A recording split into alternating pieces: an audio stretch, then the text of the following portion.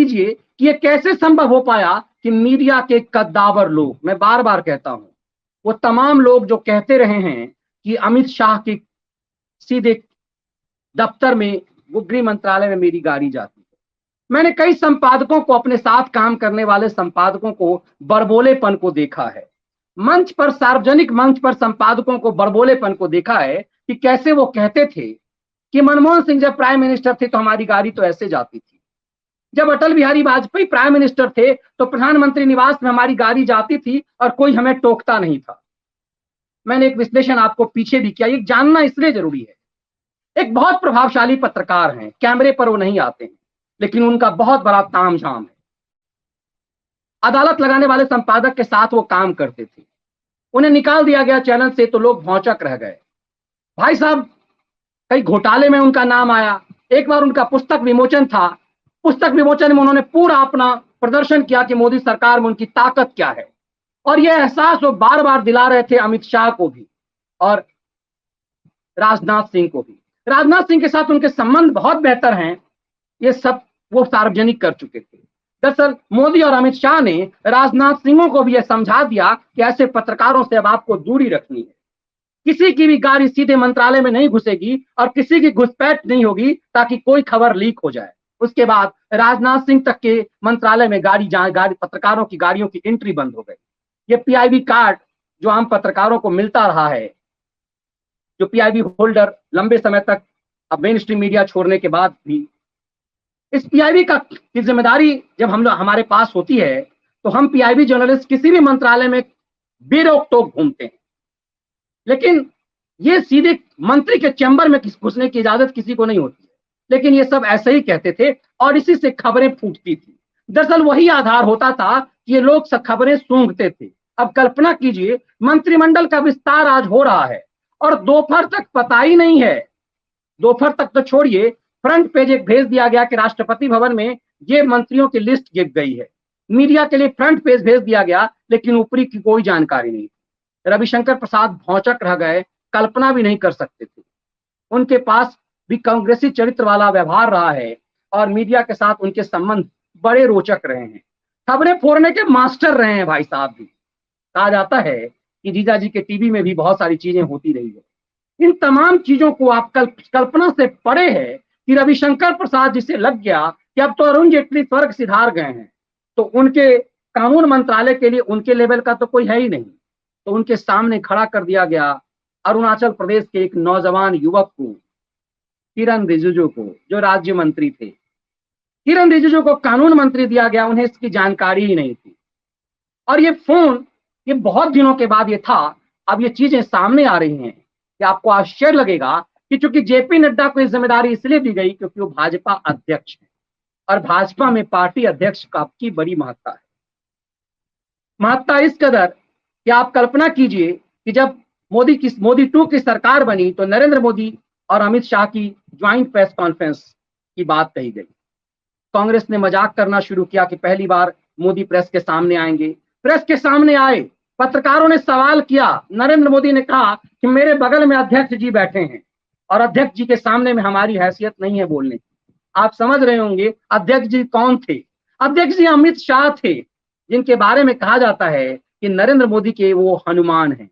और अपने हनुमान के लिए नरेंद्र मोदी ने कहा कि मेरे बगल में अध्यक्ष जी हैं, और जब अध्यक्ष जी होते हैं तो सामने कोई बोलता नहीं है। अभी मैं यहाँ प्रधानमंत्री की हैसियत से नहीं, पार्टी के कार्यकर्ता की हैसियत से हूँ, और जब सवालों के जवाब देने के लिए अध्यक्ष जी बैठे हुए हैं तो फिर दूसरा कोई कुछ नहीं बोल सकता। यही बात जेपी नड्डा को दी गई कि जेपी नड्डा बीजेपी के अध्यक्ष हैं और संगठन में वापसी की मांग कर रहे हैं। मतलब बीजेपी का एक चरित्र है कि आपको सरकार में भेजा गया है, आप पार्टी के कार्यकर्ता हैं, इसीलिए पार्टी अध्यक्ष ने आपसे कहा है कि आप वापस आ जाइए। मतलब आप प्रधानमंत्री से ज्यादा ताकतवर जेपी नड्डा है वहां पर। इस चीज को जरा समझिएगा कि नरेंद्र मोदी या अमित शाह ने किसी को फोन करके नहीं कहा कि आप इस्तीफा दे दीजिए। पार्टी अध्यक्ष ने कहा कि आपको पार्टी से भेजा गया था सरकार में, अब वापस आ जाइए, आपकी जरूरत पार्टी में है। मतलब इतनी बड़ी समस्या को चुटकी में सुलझा लिया गया। किसी को बोलने की हैसियत नहीं। हर किसी को पता है कि वो जीत करके जो आया है वो किसके आधार पे आया है। अब कल्पना कीजिए कि एक एक चीज कितनी बड़ी चीज हुई होगी। अब आज एक तस्वीर वायरल हो रही है कि दरअसल ये तस्वीर किरण रिजिजू ने जारी किया है। किरण रिजिजू जो नए कानून मंत्री बने हैं, वो जाकर के अपने वरिष्ठ नेता और पूर्व हो चुके कानून मंत्री रविशंकर प्रसाद के पास गए, मिले, लेकिन चेहरे पर मास्क तो लगाए हुए थे, उनका भाव सामने आ गया और दिख गया कि रवि बाबू उदास हैं। उदास होना सामान्य इंसान का व्यवहार है, किसी के साथ भी ऐसा होगा तो उदास होगा। लेकिन ये मोदी मंत्रिमंडल एक संदेश है हर किसी के लिए कि कोई यदि अपने आप को बहुत बड़ा समझने लगता है तो उसे समझना चाहिए कि सिर्फ वक्त बड़ा होता है। 2 मिनट में कानून मंत्री की कुर्सी चली गई, वो अहंकार चला गया जिसके आधार पर वो कहते थे कि मैं देश का कानून मंत्री। और बारी बारी से रविशंकर प्रसाद, प्रकाश जावड़ेकर, रमेश पोखरियाल निशंक, बाबुल सुप्रियो ने तो अपने फेसबुक वॉल पे लिख दिया कि मैं तो पहले से ही परेशान था, उदास था, सरकार के मंत्रिमंडल से हटाए जाने से और परेशानी बढ़ गई है। दरअसल बाबुल सुप्रियो के बारे में कहा जाता है कि बंगाल में बाबुल सुप्रियो और देवश्री राय, ये 2 सदस्य बीजेपी से बंगाल कोटे से थे और इन दोनों को निकाल दिया गया। बंगाल में ममता बनर्जी मजा ले रही है इस चीज का, टीएमसी मजा ले रही है कि इन दोनों को निकाल दिया गया। ये दोनों अयोग्य साबित हो गए और बारी बारी से सबको, प्रताप सारंगी, सदानंद गौड़ा, एक ही एक चीज थी जो थावर चंद गहलोत के लिए कहा गया कि उनकी उम्र ज्यादा हो गई है, उन्हें राज्यपाल बना दिया गया है। थावर चंद गहलोत के अलावा कोई खबर एक दिन, थावर चंद गहलोत की घोषणा मंगलवार को हुई इस बात की घोषणा, और उसके अगले दिन जब मंत्रिमंडल का गठन होना था तो सुबह रमेश पोखरियाल निशंक की बात आई कि तबीयत खराब होने के कारण उन्हें मंत्रिमंडल से वापस ले लिया गया। मैं उसी समय आपके पास लाइव विश्लेषण करने आया था और मैंने कहा था कोई तबीयत खराब नहीं है, निशंक को इसलिए निकाल दिया गया क्योंकि वो नकारे हैं। और उसके बाद उसी समय के विश्लेषण में हमने आपसे आग्रह किया था कि आप मुहिम चलाइए कि रविशंकर प्रसाद और रमेश पोखरियाल निशंक के बाद रविशंकर प्रसाद और प्रकाश जावड़ेकर को मंत्रिमंडल से मोदी सरकार निकाल दें। मुझे नहीं पता था कि मेरी मुंह से ये बात निकलेगी और ये सत्य हो जाएगी, क्योंकि ये असंभव सी मांग थी, ये हमारी और आपकी असंभव सी डिमांड थी कि रविशंकर प्रसाद को नरेंद्र मोदी निकाल दे मंत्रिमंडल से। और कहीं प्रकाश जावड़ेकर के बारे में तो हम लोग एक महीने से एक माहौल बना रहे थे सोशल मीडिया पर, हमारे जैसे दर्जनों नहीं सैकड़ों की संख्या में लोग लिख रहे थे कि प्रकाश जावड़ेकर नकारे हैं, उन्हें निकाला जाना चाहिए। लेकिन रविशंकर प्रसाद के बारे में कोई नहीं कह रहा था। हमारी आपकी बात प्रधानमंत्री ने सुनी, इसलिए क्योंकि वो जानते थे कि स्थिति क्या है।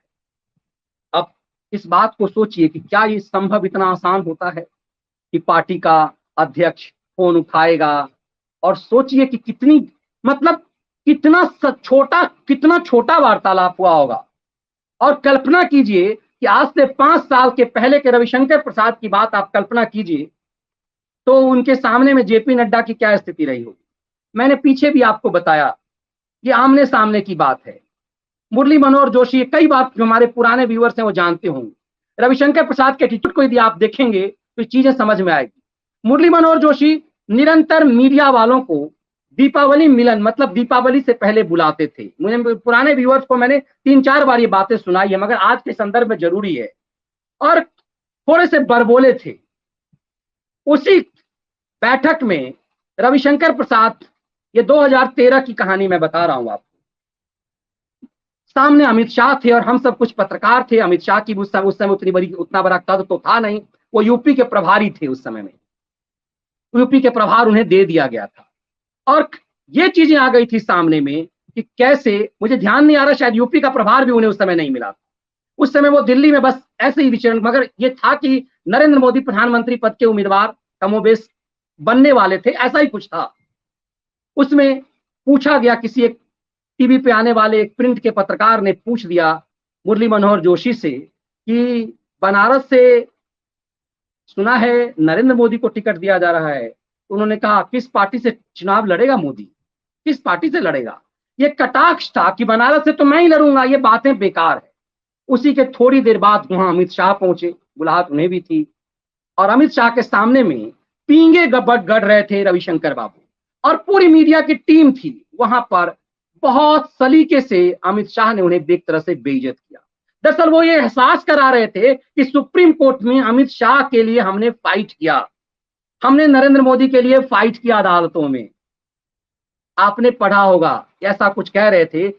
अमित शाह ने कहा कि मुझे जानने वाले जानते हैं कि पिछले 7 साल से मेरे घर कोई अखबार नहीं आता।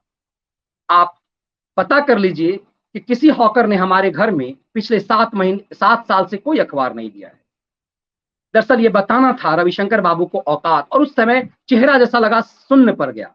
उस समय रविशंकर प्रसाद के सामने अमित शाह की कोई हैसियत नहीं थी, लेकिन वक्त की करवटें देखिए कि वो रविशंकर प्रसाद एटीट्यूड को अभी तक बहुत हद तक बदल नहीं पाए। जमीनी हकीकत यह है कि रविशंकर प्रसाद को हटाए जाने के बाद बिहार में कुछ लोग कैश का मुद्दा बता रहे हैं, तस्वीरें चला रहे हैं यशवंत सिन्हा, शत्रुघ्न सिन्हा या यशवंत सिन्हा का के पुत्र के बारे में, और उसके बाद अभी रविशंकर प्रसाद। ये मोदी कैस्टों को पसंद नहीं करते। दरअसल यही लिबरल गैंग की चाल है। अब नए सिरे से ये कि बिहार में कैस्टों ने समर्पित भाव से मोदी को साथ दिया, लेकिन कैस्टों के प्रति ये है, आप ये नहीं देखेंगे कि सामने जिसे आप अपना नेता समझते हैं वो चिरकुट है इतना, लेकिन आप उसे जाति से जोड़ करके समीकरण देखेंगे। ये कुछ लोग ये दांव चलने लगे। लेकिन इस पूरी प्रक्रिया में कल्पना कीजिए कि ये चीजें बताया जा रहा है सूत्रों के मुताबिक, जो मुझे इंटरनल जानकारी मिली है, ये चीजें आधे घंटे के अंदर 12 लोगों से बात करके 12 मंत्रियों को निपटा दिया जेपी नड्डा ने, मात्र आधे घंटे के अंदर, क्योंकि एकदम से समय नहीं था। और तुरंत सबसे कहा गया कि आप तुरंत राष्ट्रपति भवन को मेल कर दीजिए। आधे घंटे में ये हुआ और अगले 1 से 1.5 घंटे में तमाम मंत्रियों के इस्तीफे चले गए थे। उससे पहले ये तय हो चुका था कि मंत्री कौन बनेगा, और जो ही इन लोगों का इस्तीफा गया, क्यों ही नए मंत्रियों को ये फोन करके कह दिया गया कि आप तैयार रहिए, और इन सबको पहले ही कह दिया गया था कि दिल्ली में आप सबको दिल्ली में रहना है। तमाम सांसदों को कह दिया गया था कि चूंकि मानसून सत्र शुरू होना है, देखिए क्या दांव है कि मानसून सत्र शुरू होना है, आप सब दिल्ली आ जाइए। सबको ये उम्मीद बढ़ गई कि भाई मोदी है, किसी को भी बना सकते हैं। तो करीब करीब बीजेपी के तमाम सांसद दिल्ली पहुंच गए, और जो एनडीए के जो समर्थक पार्टी हैं उनकी संख्या तो बहुत कम बची है। शिवसेना बाहर हो गई, अकाली दल बाहर हो गए, तो बचे ही नहीं कायदे से एक ढंग से। तो एक जेडीयू बची हुई, तो जेडीयू को एक सीट पे जेडीयू ने, नीतीश कुमार ने संभवतः, ये मैं आकलन लगा रहा हूं, एक बड़ा दांव खेल दिया कि चिराग पासवान को निपटाने का, इसीलिए उनका जो लल्लन सिंह है वो निपट गए, उनको जिम्मेदारी नहीं मिली। और मीडिया लल्लन सिंह को ही मिनिस्टर बना रहे थे, लेकिन लल्लन सिंह का कहीं नाम नहीं था। आगे सबसे और दिलचस्प चीज कि जिन लोगों के नाम लिए गए, ये तमाम चीजें बताती है कि मीडिया की हैसियत क्यों ऐसे हो गई और कैसे ऐसे हो गई। कैसे ऐसे हुआ कि जो लोग, खास करके खैरातियों, खलियर खैराती और तथाकथित अदालत चलाने वाले जैसे राष्ट्रवादी पत्रकार, जो आजकल देख रहे होंगे कि घटिया स्तर इन लोगों का कि जाति की आजकल राजनीति कर रहे हैं। अदालत लगाना तो बंद हो गया है, अब उतनी हैसियत रह नहीं गई, वो पैसा उस ढंग से आ नहीं रहा, अदालत लग नहीं रहा, पुराने चीजें दिखाई जा रही हैं। तो अब जाति के आंकड़े खेल रहे हैं, फलाना जाति, छोटा जाति, बड़ा जाति, अंट संट बोलते हैं। कुछ लोगों ने तो कहा कि हम उनको केस कर देंगे, छोटा जाति, बड़ा जाति, पता नहीं क्या क्या बोलते हैं। यही लेवल जर्नलिज्म का हो गया है। अब इन लोगों को कुछ भी नहीं पता कि अश्विनी वैष्णव कौन है और ये अश्विनी वैष्णव को क्या जिम्मेदारी दी जा रही है। देश का रेल मंत्री बन रहा है, गुमनाम है एक ऐसा व्यक्ति, और उस आदमी के बारे में लोग फाइल ढूंढने लगे कौन है, तो पता चला वो अपने समय में राजस्थान बोर्ड का टॉपर था। 10th में वो राजस्थान बोर्ड में 12th का टॉपर था। बाद में वो IITian हुआ, कानपुर से IIT की, फिर सिविल सर्विस में उड़ीसा कैडर का अधिकारी बना, 27वां 21वां नंबर उसमें वो रहा। चैलेंजिंग रहा हमेशा जीवन का, और नरेंद्र मोदी ऐसे ही चैलेंज लेने वालों को चुनते हैं। फिर मोदी ने उन्हें रेल मंत्री बना दिया, पीयूष गोयल को हटाकर। और पीयूष गोयल को क्यों हटाया गया, इसका विश्लेषण आज बहुत शानदार तरीके से सतीश जी ने किया था। पीयूष गोयल जैसे काबिल योग्य व्यक्ति से रेल मंत्री लेकर के अश्विनी वैष्णव को दिया गया, क्योंकि पीयूष गोयल से एक दूसरी बड़ी उम्मीद कपड़ा मंत्रालय को लेकर के, और अश्विनी वैष्णव ने आते ही जो बाउंसर मार करके छक्का मारा है वो ये है कि रेल मंत्रालय 2 शिफ्ट में काम करेगी। मतलब सुबह 7 बजे से लेकर रात के 12 बजे तक रेल मंत्रालय। 4 बजे जब आप रेल मंत्रालय जाते होंगे, ऐसे मोदी काल में ये चीजें बंद हो गई, 5 बजे आपको कोई मिलेगा नहीं रेल मंत्रालय में। लेकिन अश्विनी वैष्णव ने कहा कि 2 शिफ्ट में काम करो, 8 ही घंटे करना चाहते हो ना काम, 2 शिफ्ट में काम करो। और 2 शिफ्ट में काम मतलब 12 बजे रात तक पूरे रेलवे को कायाकल्प करना है इस उम्मीद से। अब ये समझिए कि कैसे संभव हो पाया, ये सामान्य चीजें नहीं है। क्यों जरूरी है कि मीडिया को इस खबरी चीजों से बचाया जा सके? क्यों ऐसा हो रहा है कि जिन राजनाथ सिंह के पास पत्रकारों का जमघट लगता था वो सब चीजें बंद हो गई? इसीलिए यदि ये सब चीजें होती तो कहीं ना कहीं कानो कान खबर होती। और साफ कह दिया गया मंत्रियों से कि अपनी पत्नी से भी आप यदि चर्चा करेंगे और ये खबर यदि बाहर आ गई मंत्रिमंडल बनने से पहले तो आपका पत्ता कट जाए। ये बात सीधे, ये बात भी, इस बात की जानकारी भी जेपी नड्डा के द्वारा भेजा गया। हर पद का नेता को कह दिया गया कि आपको पार्टी सरकार में भेज रही है, आपको पार्टी सरकार में भेज रही है, आपको मंत्री बनाया जा रहा है। कौन सा मंत्री बनाया जा रही है? नहीं, आपको प्रधानमंत्री जी मंत्रिमंडल में शामिल करने वाले हैं। लेकिन ये खबर यदि बाहर आ गई शपथ ग्रहण से पहले तो आपका अंतिम समय में विकल्प में तैयार करके रखा गया है, आपका मंत्रिमंडल आपसे ले लिया जाए। ऐसे कंडीशन में लोग घर में भी बताना बंद कर दिए और ये सिलसिलेवार ढंग से चल रहा है। और इसीलिए आधे घंटे में ये तमाम चीजें निपट गई और मोदी सरकार का एक ऐसा मंत्रिमंडल तैयार हो गया जिसे जंबो मंत्रिमंडल कह रहे हैं लोग। लेकिन इतना बड़ा मंत्रिमंडल तैयार हो गया और कानों कान किसी को खबर नहीं बनी, इसकी आप कल्पना कर सकते हैं। ये कितना दिलचस्प है, ये कल्पने से परे है कि आपको कहा जा रहा है कि आप जो है तत्काल प्रभाव से इस्तीफा दे दीजिए। और आप इस्तीफा देने के बाद भी वो खबर नहीं फूट रही है कि रविशंकर प्रसाद से इस्तीफा ले लिया गया है। ये उस समय में जब राष्ट्रपति भवन में टीमें जा रही है तब जाकर के पता चल रहा है। और उनसे कहा गया कि आप सबको राष्ट्रपति भवन में प्रेजेंस रहना है ताकि मैसेज ये नहीं जाए। तो मुंह बनाए रविशंकर प्रसाद और प्रकाश जावड़ेकर वहां बैठे रहे। इससे समझ सकते हैं कि योजना प्लानिंग कितनी बड़ी होती है। और इतनी बड़ी प्लानिंग को जब आपका डिटर्मिनेशन सही होता है तो कितनी बड़ी चीजें, कितना बड़ा डिसीजन आप कर लेते हैं। आप कल्पना कीजिए, हम और आप छोटा छोटा काम करते हैं, उसके लिए चीजें फूट जाती है, 10 बार चर्चा करते हैं, इधर उधर बातें जाती हैं और पता चलता है कि वो योजना आपकी फेल हो गई। और इतना बड़ा फैसला हो रहा है, इतने कद्दावर नेताओं का मंत्रिमंडल छीना जा रहा है और उस मंत्री को भी नहीं पता, मंत्री के को छीने जाने के बाद भी ये खबर लीक नहीं हो रही है। और जबकि पूरी मीडिया जो है इसी ऊर्जा में लगी हुई है कि उसे कैसे खबर मिल जाए।